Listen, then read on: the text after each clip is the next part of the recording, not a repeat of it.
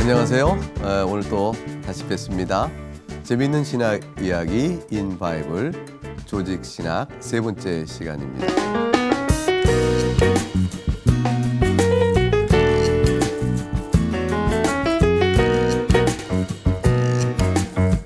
이제 세 번째 시간이라는 말씀인데 우리가 뭘 배웠는가 한번 생각해 보죠. 첫 번째 신학 시간에서는 교리와 신학에 대해서 공부했어요. 우리가 신앙생활을 한다고 했을 때 신앙생활은 내용이 없이 하는 것이 아니라 내용과 더불어 하는 것이죠. 내용이 굉장히 중요해요. 무엇을 믿느냐 이것을 알아야 되겠죠. 그 다음에 그걸 어떻게 믿는 것이지? 그럼 그것을 믿는 목적은 뭘까? 이런 것에 대해서 공부를 해야 될 필요가 있지 않겠어요? 이런 내용을 공부할 때 우리가 신앙을 한다고 했지만 어디에서 무엇을 통해 배울까요? 그 모든 것들에 대한 대답을 교리에 통해서 알아가요. 이 교리는 신학이란 작업을 통해서 만들어지죠.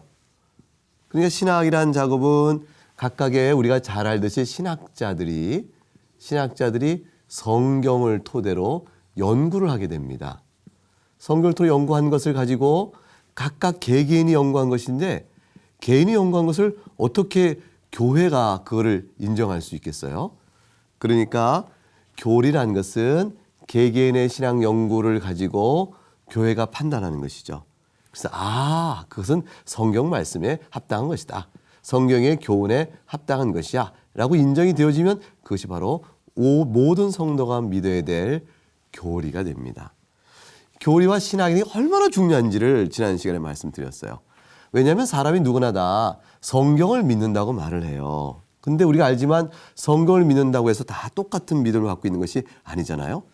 근데 우리가 알고 있는 정통교회, 올바른 교회가 있지만 이단도 있단 말이죠. 근데 이단들도 다 성경을 본다고 그래요. 그러니까 정통이냐 이단이냐 바른 신학이냐 잘못된 신학이냐 이런 것들을 구별하는 것이 아주 중요한데 그것이 바로 뭐 가지고 판단할까요? 교리입니다. 성경의 교훈을 바르게 이해하여 올바른 교리대로 신앙생활을 할 수 있도록 돕는 일, 그것을 공부하는 내용, 그것 전체를 갖서 우리가 조직신학이라고 그래요. 조직이란 말 자체가 시스템 시키는 거잖아요. 만드는 거잖아요. 체계화시키는 거잖아요. 그러니까 우리가 이렇게 성경을 읽고 얻어진 교훈들을 조직화하는 것이죠. 이 조직이 잘 되면 교회가 아름답게 다 쓰는 것이고 이게 잘못되면 교회인가 하고 삐뚤어진 게 나와버리는 겁니다. 삐뚤어진 이런 잘못된 것은 구원의 길에 이르지 못하게 되겠죠. 그것은 이단이 되어야 되겠다 이렇게 되어집니다. 이런 내용을 우리가 첫 시간에 공부했어요.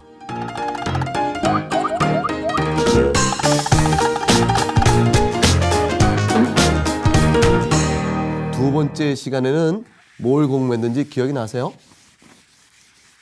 두 번째 시간은 모든 신학은 그 중심에 또는 그 기반이 바로 성경에 서 있기 때문에 성경 자체가 정말로 중요한 것인지 우리 신앙에 대한 있어서 성경이 어떤 책인지 성경의 권위 그리고 성경의 권위와 영감에 대해서 공부를 했어요.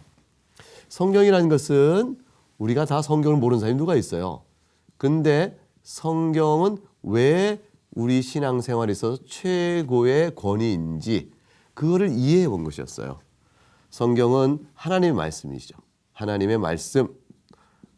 제가 좀 이상한 글자 썼죠. 하나님이라고 세오스라는 그런 말에 있어서 이 앞자를 따가지고 보통 하나님 이렇게 표시를 해요. 자, 하나님의 말씀을 성경을 가지고 우리가 모든 교리와 믿음의 교훈을 만든다고 했는데 그런데 이 성경은 정말로 어떻게 하나님 말씀인지를 아는가? 하나님의 말씀이라고? 그거 어떻게 알지? 이런 것들을 공부했어요. 성경이 하나님 말씀인 것을 우리가 어떻게 아냐면 그것은 성경 스스로 우리에게 말해줘요. 성경 스스로. 그러니까 성경이 하나님 말씀이라는 그 권위는 누군가 와서 성경은 하나님 말씀이다 이렇게 말해준다고 해서 성경이 비로소 하나님 말씀 되는 게 아닙니다. 성경은 성경 스스로 자신이 하나님 말씀인 것을 스스로 증거합니다. 그거를 성경의 자증성 이렇게 얘기해요. 스스로 증거하는 성격이 있다 이라고 보는 거죠. 이 말을 들으면 어떤 사람들은 입이 이렇게 나와요. 에이, 그거 어떻게 믿어? 왜냐하면 그럼 내가 내 일기장에다가 제 일기가 있어요. 그리고 김 C라는 분이 일기를 써요. 그 일기 쓰면서 지금부터 내가 쓰는 일기는 하나님의 말씀이다. 이렇게 말하고 일기를 쓰면 자신이 있었던 모든 일이 전부 다 하나님의 말씀이 되느냐? 자기가 자기 입으로 하나님의 말씀이라는 것을 어떻게 믿느냐? 이런 식의 반문이 나오겠죠? 그런 반문이 나올 수가 있어요. 그런데 가만히 생각해 보게 되면 그 반문이 스스로 논리적인 어떤 문제점을 갖고 있어요. 왜냐하면 생각해 보세요.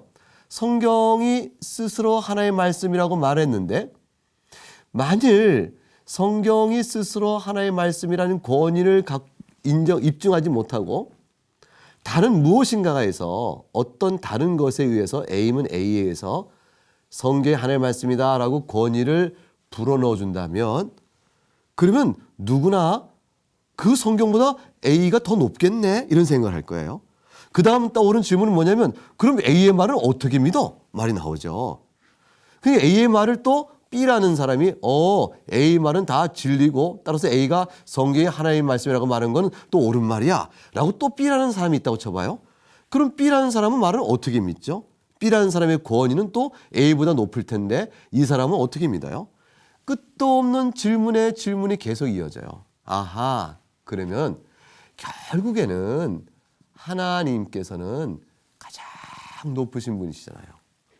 가장 높으신 하나님께서 말씀을 우리에게 주신다 했을 때는 이 말씀이 하나님의 말씀이라는 그 권위는 하나님 스스로 자신이 부어주신 것이요. 따라서 성경 말씀도 하나님 자신이 주신 권위에 의해서 말씀 스스로 나타낼 수밖에 없다. 이렇게 볼 수가 있죠. 그런 사실을 성경 스스로 얘기해요. 정말 어떻게 했냐면 성경은 영감되었다라고 말을 해요. 하나님의 영으로 영감이 되어졌다. 그것은 사람이 썼죠. 마태복음은 마태란 분이 쓴 거잖아요. 요한복음은 요한이라는 사도가 쓴 걸 우리 다 알잖아요. 사람이 썼는데 그러나 사람을 통하여 하나님의 말씀을 기록하도록 하나님의 영이 역사하셨다. 역사하셨다. 여기에 실제로 하나님의 말씀이 무오한 오류가 없는 무오한 하나님의 말씀으로서의 권위를 갖습니다. 사람이 한 일은 다 오류가 없는 게 없습니다. 사실은 사람에게 어떻게 오류가 없을 수 있겠어요? 사람이 무오한가? 이건 잘못된 일이죠. 사람은 오류가 있어요. 그런데 어떻게 사람이 쓴 마태나 요한복음 아니 베드로서 아니 바울 서신들은 어떻게 오류가 없는 성경 말씀을 하는 것이죠? 어떻게 오류가 없다고 할까?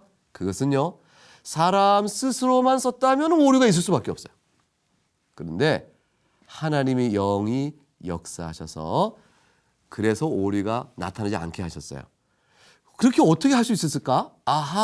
만일 사람이 기계라면 그렇게 되겠네. 사람이 기계처럼 아니면 프린터처럼 타자기처럼 하나님이 그냥 하나님께 쓰는 대로 두두두두 썼다면 그렇게 되겠네. 그런 식으로 생각할지 모르죠. 어떤 사람들은 그렇게도 생각했었어요. 그런데 문제가 생긴 거예요.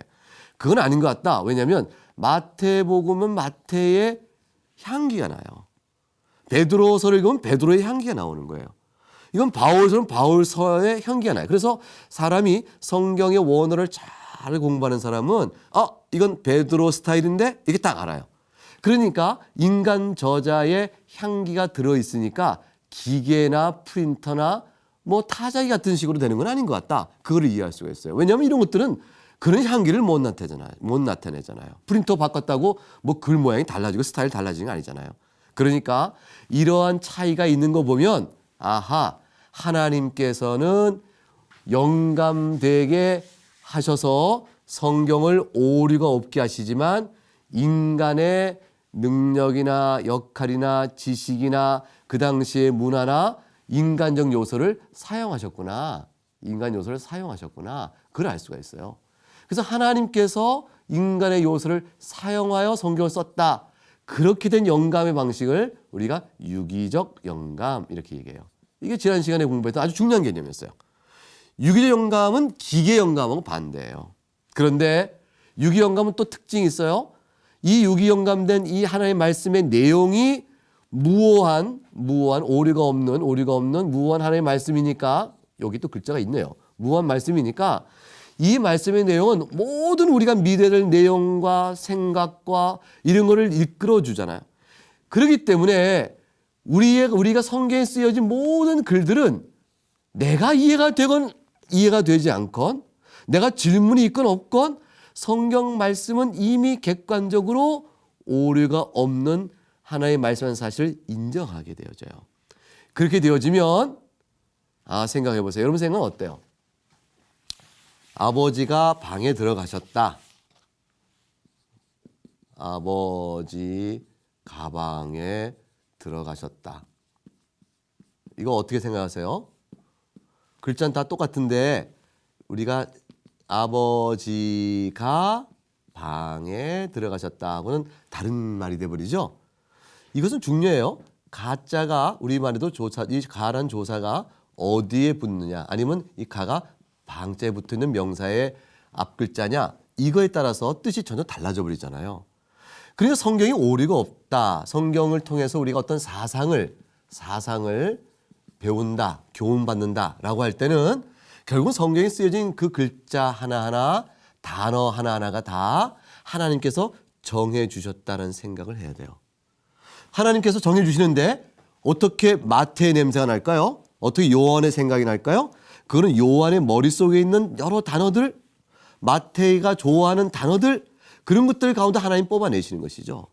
뽑아내셔서 마태가 그걸 쓰고 있는 거예요. 자기 생각을 통해서. 요한이 자기 생각을 통해 쓰고 있어요. 하나님을 쓰고 있는데 그런데 그 가운데 역사하셔서 마태가 잘 쓰는 단어들을 쓰시면서 마태의 향기가 나고 요한이 잘 쓰는 그런 단어들 쓰면서 요한의 향기가 나지만 그러나 글자 하나하나 구절 하나하나에 하나님이 다 영감을 하셨다라고 믿어요. 그래야만 내용이 확실해지는 것이죠.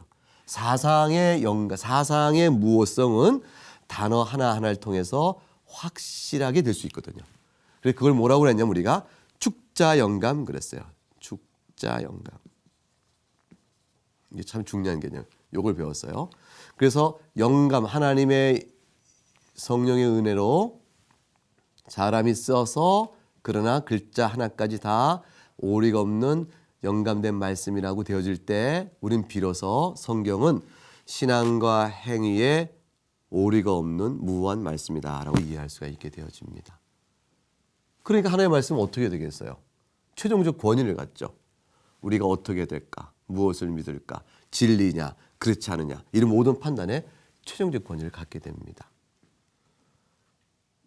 오늘은 세 번째 시간이에요. 여기 두 번째 공부한 건데 오늘은 이제 세 번째 시간으로 성경에 대해서 좀 더 공부를 하게 될 것입니다.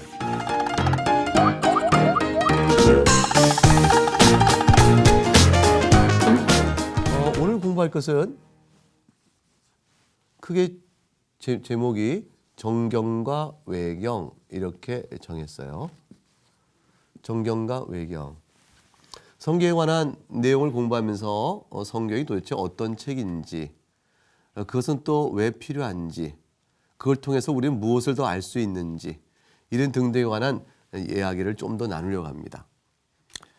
그러니까 이제 여러분이 갖고 있는 성경책에 대한 여러 가지 궁금한 것들이 많을 텐데 오늘 강의를 통해서 갖고 있는 질문들의 일부가 좀 해소될 수 있기를 바랍니다. 우선 성경은 도대체 왜 필요해요? 성경은 왜 필요할까요? 그것은 하나님을 알기 위해서 필요해요. 알기 위해 필요합니다. 그런데 하나님을 알되 특별히 성경이 필요한 것은 성경만을 통해서 알 수 있는 게 있어요. 하나님을 알되 성경을 통하지 않으면 알 수 없는 내용, 그것은 하나님과 우리와 죄와 심판과 그리고 구원, 이런 내용에 대해서는 성경을 통해서만 알아요. 성경을 통해서만. 그러니까 성경을 통하지 않고 하나님을 알 수 있는 방법을 생각해 보자는 말이에요. 자꾸 이제 생각을 해요. 혼자서 성경 읽지 않고 철학을 해보는 거예요. 인생이란 무엇일까? 인생은 뭘까? 사람들은 왜 도덕적이지 않을까? 사람이 죽은다면 어떻게 되지? 죽음 이유는 뭐야? 우리의 인생은 어디로부터 오는 것일까? 이런 등등의 질문을 놓고 사람이 자꾸 생각을 해요. 생각을 하면서 나름대로 정리를 합니다. 이 모든 것들을 우리가 학문적으로는 철학, 그렇게 얘기해요. 철학. 근데 이 철학이 아무리 이렇게 생각해도 절대로 우리에게 주지 않는 게 있어요. 죄와 심판에 대해서는 철학은 말을 못해요. 아마도 사람이 도덕적이지 않으니까 죽은 다음에 뭐 심판이 있어야 되는 거 아니야? 그래 효과적일 것 같은데? 그래 사람들이 이 땅에서 죽은 다음에 심판이 있으니까 내가 잘 살아야지, 도덕적으로 살아야지, 이런 생각하지 않겠어? 그러니까 도덕이라는 게 필요해. 그러니까 아마도 사람이 죽은 다음에 심판이 있을 거야, 이런 식의 생각을 막연하게 할지 몰라요. 그러나 철학은 진리의 제공에 담보를 못 해줘요. 그러니까 결국은 그렇다면 어떻게 구원을 받을까? 죄인이? 이런 부분에서는 철학이 답이 나오지 않는 거죠. 결국은 성경의 절대적 필요성은 구원 문제와 관련해요. 우리가 하나님이 계시다는 걸 알고, 그러한 우리가 죄인이라는 걸 알고, 그러면 하나님이 심판에 우리가 놓였다는 걸 알고, 그러면 어떻게 해야 살고 우리의 구원의 문제에 답을 주기 위하여 성경은 꼭 필요한 책입니다. 첫 번째 기억하세요. 성경의 필요성, 그것은 우리의 구원을 위한 지식 때문이다라는 겁니다. 두 번째는, 그러면은 그 성경에 담겨 있는 구원의 지식은 어떻게 나타났나? 그거는요, 이렇게 보게 되면 하나님께서 세상을 지으셨어요. 창조 때죠. 하나님께서 세상을 지으시고, 그럼 이제 시간이 시작되어지고 공간이 쫙 펼쳐진 거죠. 역사가 진행됩니다. 아담이 있었어요. 타락을 해버립니다. 타락한 아담을 하나님께서 에덴에서 내어보내시고 생명의 은혜를 주시기 위해서 선악과를 따먹지 말라 명령에 불순종한 그들을 생명의 은혜를 주시기 위해서 생명나무도 못 먹게 쫓아냈지만 가죽옷을 입히시고, 그리고 여인의 후손에게 뱀의 머리를 짓밟는 하나님께서 원복음이라고 할 수 있는, 최초의 복음이라고 할 수 있는 은혜를 우리에게 베풀어 주세요. 창세기 3장 15절의 말씀이죠. 그 뒤로 인간이 타락하고 죄가 관영하사 노아의 홍수와 심판하지만 바벨탑으로 인해서 또다시 드러나듯이 인류 전체가 보편적으로 다 악 가운데 지내요. 그게 바벨탑의 얘기죠. 그 모든 인간이 다 죄악 가운데 있는 가운데 하나님이 한 줄기를 뽑아내시잖아요. 그게 뭐냐면 아브라함의 부름이죠. 아브라함을 불러내셔서 이제 하나님이 구원의 은혜를 시작해 나가세요. 이런 전체 내용이 성경에 담겨져 있어요. 그러니까 아브라함의 이야기, 그 다음에 이삭의 이야기, 그 다음에 야곱의 이야기, 그러다가 이집트에 들어가요. 이집트 들어갔다가 다시 엑소도 출애굽을 합니다. 모세 이야기가 나와요. 모세. 그런 다음에 이어져서 가나안 땅의 이야기부터 시작해 쭉 이어는 이스라엘 전 역사, 나중에 마침내 이스라엘 불순종해서 바벨론 포로가 끌려가지고 바벨론 포로로 끌려가고 다 망하게 되었다. 이 중간에 있는 많은 선지자들의 등장, 이 모든 이야기, 이스라엘의 전체 이야기는 하나님께서 어떻게 우리에게 구원을 베푸시는가에 대한 뜻을 보여주기 위한 이야기예요. 그래서 성경 전체를 뭐라고 말하냐면 우리가 하나의 구원사 이렇게 얘기합니다. 구원의 메시지가 뭔가를 말해주는 구원의 역사, 이걸 말해줘요. 이름을 전체를 말해주는 가운데서 하나님의 역사 쭉 진행되죠. 그러니까 성경은 우리에게 구원을 알려주는 지식을 하나님께서 이때 역사 속에 곳곳에서 다 알려주셨어요. 그 모든 내용이 가장 완성적으로 언제 나타났을까요? 예수 그리스도에 나타난 것이죠. 예수님으로 말미암아 모든 계시가 모여져서 나타납니다. 그렇게 되어진 계시를 자, 어떻게 우리가 알게 됐을까요? 지금처럼 우리가 정확하게 어떻게 알게 됐을까요? 그거는 하나님께서 기록하게 하셔서 그런 거예요. 기록하게 하셔서. 기록되지 않았다면 금방 부패해버리거든요. 금방 오류가 생겨버려요. 그래서 기록하게 함으로 인해서 진리를 보존시키셨어요. 마귀가 하나님의 구원의 진리를 훼손시키려고 할 때 하나님께서 기록을 끝까지 잘 보존시키셔서 우리에게까지 잘 전달되게 하셨습니다. 그러면 그렇게 기록된 글 가운데서 우리가 알고 있는 소위 성경책이 확정이 되어집니다. 자, 성경은 전부 몇 권이에요? 구약은 몇 권? 39권. 신약은 몇 권이고요? 27권. 그러니까 전부 합쳐서 몇 권이에요? 66권으로 되어졌어요. 궁금하지 않으세요? 왜 66권일까? 왜 신약은 27권일까? 어떻게 39권이 된 거지? 이런 등등의 이야기가 궁금하시죠? 요 66권을 가리켜서 우리가 정경 그래요. 정경. 그러면 이 정경의 66권이 갖고 있는 모든 성경에 우리가 공적으로 교회가 확정한 가장 중요한 성경 문서고 이거 외에는 성경을 인정하지 않아요. 자, 그러면은 구약이 무엇이고 신약이 어떤 건지 아는데 이제 로마 캐톨릭을 보게 되면 천주교죠. 천주교는 이렇게 66권 외에 7권을 더 갖고 있어요.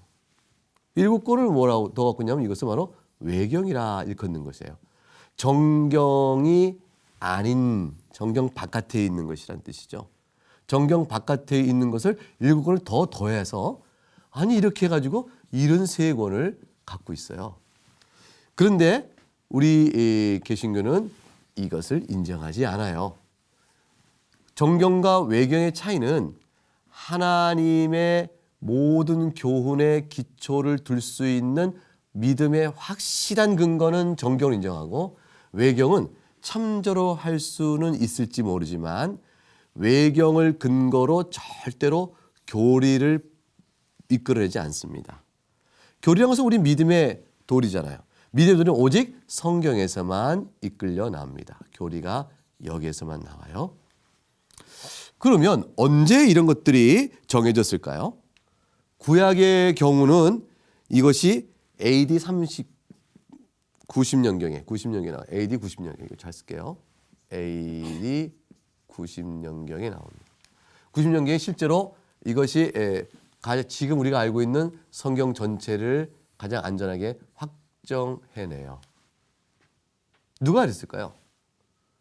당연히 구약 성경하고 있는 히브리 사람들이죠. 히브리 성경에서 39권의 AD 90년에 39권의 구약 성경이 확정이 됩니다. 우리가 이걸 그대로 받습니다.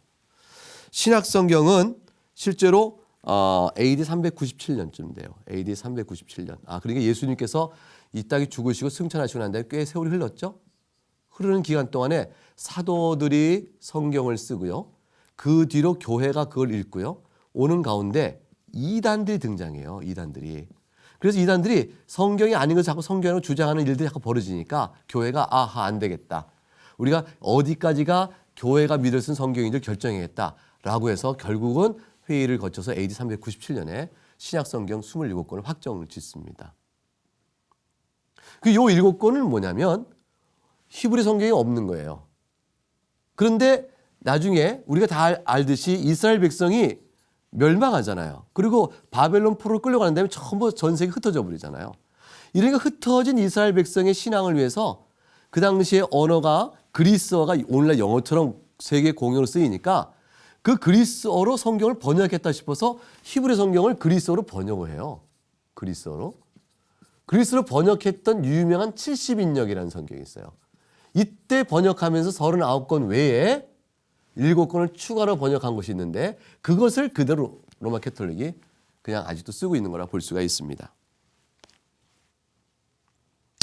그러면 이렇게 사람들이 사도들이 쓴 글을 읽고 교회가 읽다가 이단도 등장하고 거짓된 글도 등장하고 그러니까 아하, 이건 안 되겠다. 어떤 것이 정경이고 아닌지를 가려내야겠다.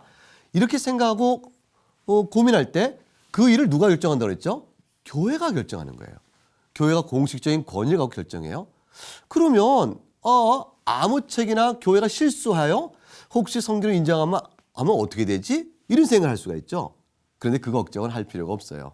왜냐하면 교회가 어떤 책을 성경이다라고 이렇게 권위를 부어주는 것이 아니고 이미 그 어떤 책이 교회로 하여금 성경인 줄을 인정하고 고백하도록 하여 교회가 그래서 그거를 인정하게 되는 거예요. 그러니까 왜냐하면 성경은 아까 우리가 말했잖아요. 영감된 글이라고 그랬어요. 영감됐다. 영감을 시킨 하나님의 영, 곧 성령께서 성경을 읽는 교회로 하여금 아하, 과연 하나님의 글이구나 라고 깨닫도록 만들어요. 우리 마음속에 성경을 읽을 때 여러분도 안 그래요? 성경을 읽을 때 정말 하나님의 말씀 놀라워. 우리가 깨닫게 되잖아요. 성령 하나님께서 책을 영감하여 성경에 하나님의 말씀으로 쓰게 하시고 그 성령께서 깨닫게 하시니까 그러므로 교회가 여보시오들 다 모여서 생각해 보십시다. 이 책은 마태복음은 하나님 말씀입니다. 그러면 베드로서는 어때요? 하나님 말씀이죠? 이렇게 인정이 되는 거예요. 그러면 여러분 혹시 도마복음이라는 말 들어봤어요? 도마복음? 이런 것이 있어요. 이단들 이런 얘기 하기도 하고요. 근데 도마복음은 인정이 안 됐어요. 왜냐하면 도마복음에는 하나님의 성경의 말씀과 내용이 일치하지 않아요. 도마복음에는 뭐라고 하냐면 마리아가 여인이잖아요. 여인은 천국에 들어갈 수 없다. 그러니까 마리아를 내가 남자로 만들어서 마리아도 천국 들어가게 했다. 이런 식의 내용이 나와요.